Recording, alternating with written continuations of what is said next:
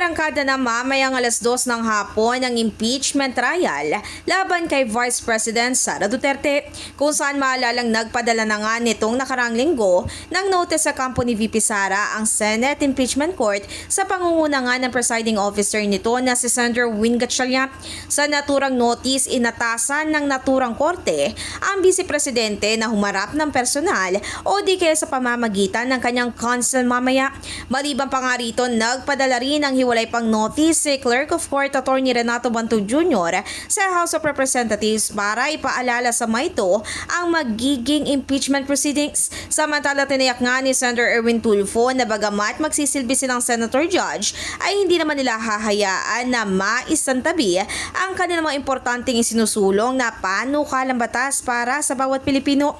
Anya, ang pagtaas daw ng presyo ng bilihin at ang problema nga sa healthcare system ang isa pa rin sa kanilang top priority ngayon.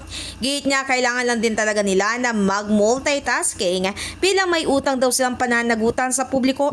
Sa kabilang banda, bilang tumataas ang kaso ng krimen na kinasasangkutan ng mga menor de edad, ay sinabi naman niya na kinakailangan din nilang i-review ang juvenile justice at anti-bullying laws. In the heart of changing lives, ako si Brigada Ann Cortas ng 105.1 Brigada News of Manila, the Music News Authority.